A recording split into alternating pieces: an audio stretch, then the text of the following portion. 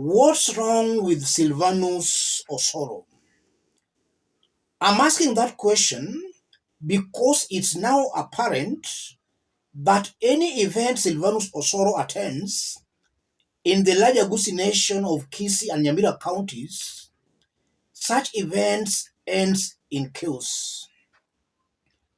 Osoro was the chief guest today at a PAG church event in Bomachoge Burabu constituency, Kisii County, an event that ended in chaos. I want to explain exactly what happened there today, but before I do that, let's have a look at the news as reported by Citizen.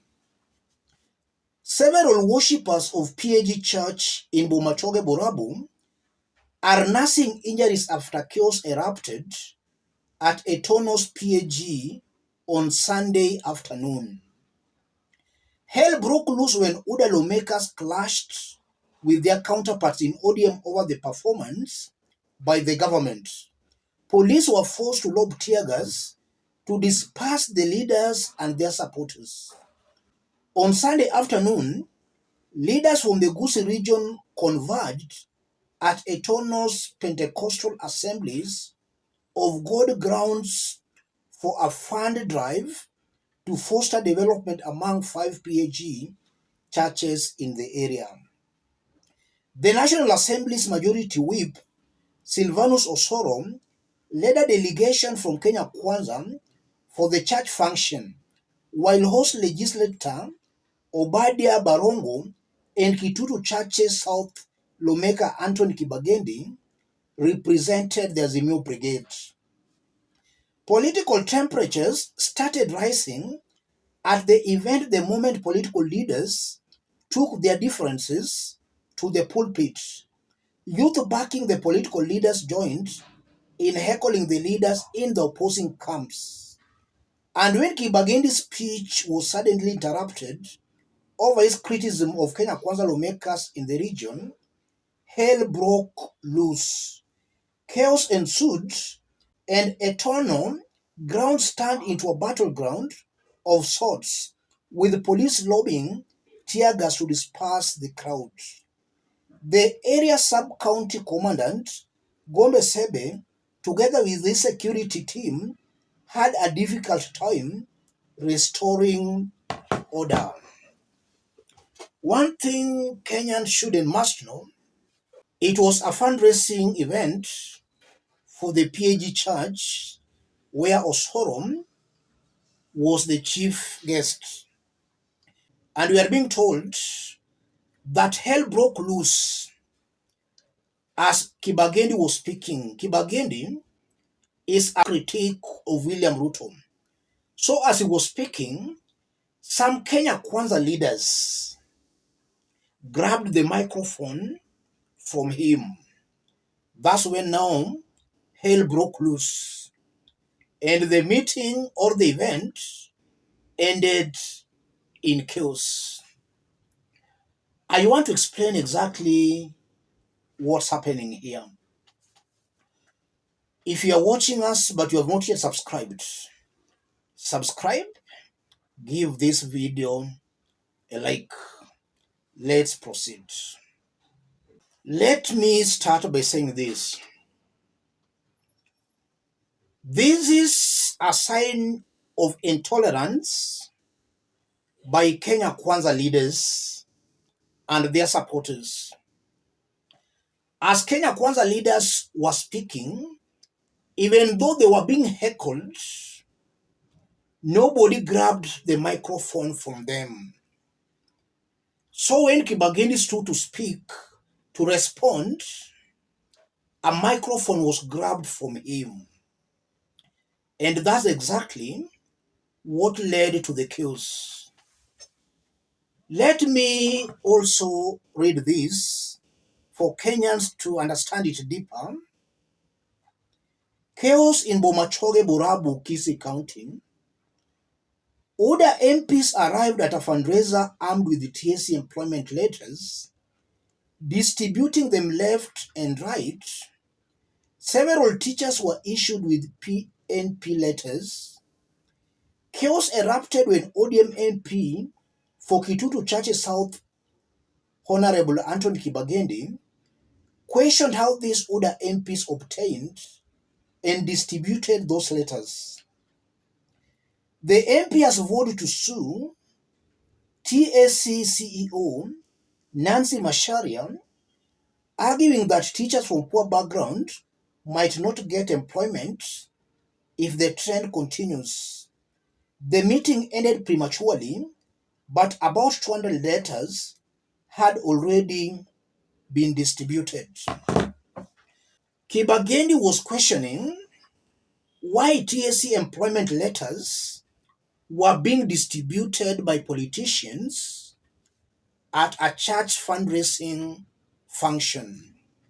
And the leaders who were distributing those TSC letters were Kenya Kwanza leaders. That's what angered the Kenya Kwanza Brigade, and they snatched away the microphone from him. So it's clear William Ruto's government is politicizing all the government arms, be it parliament, be it the judiciary. And now we are even seeing TSC being used to play politics. The police is already compromised, DCI compromised, anti-corruption compromised, and now TSC is clearly being compromised. And the bad side of that is that if you are not a Kenya Kwanza supporter, then you might not even be employed by TSC, because it's now the Kenya Kwanza leaders distributing these employment letters. That's how low Ruto's government has stooped.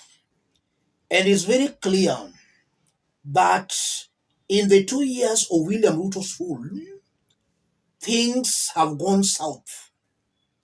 No institution, no arm is working. Everything is now being politicized.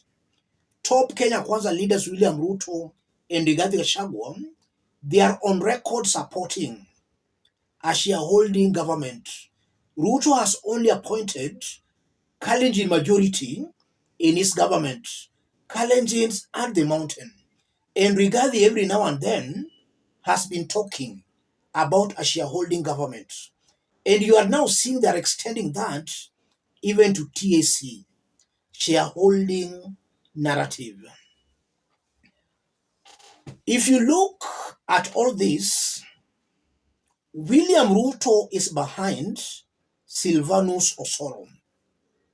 They are trying to force the Gusii Nation to join Kenya Kwanza by force and by fire.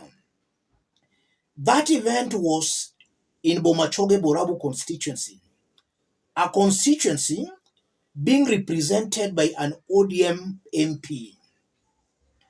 This ODM MP had been marked by the Kenya Kwanza Brigade in Kisii County.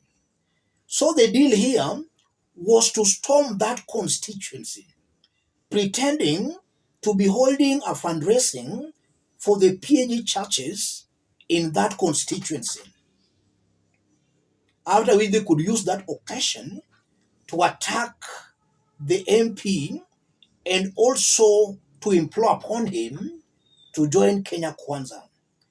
And I'm saying that because some other earlier speakers who were badly heckled were imploring upon the member of parliament to join Kenya Kwanza. That's how they were being heckled.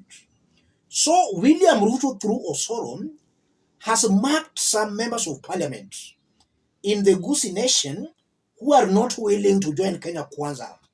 So they stormed their constituencies to force them to join Kenya Kwanza. That's exactly what happened today.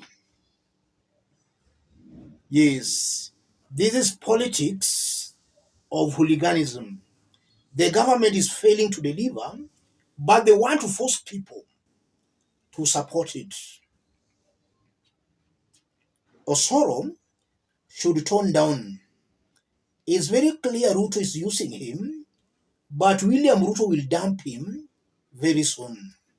Let me stop it there, ladies and gentlemen. If you are watching us but you have not yet subscribed, subscribe, give the video a like. Let's meet in our next analysis. Thank you.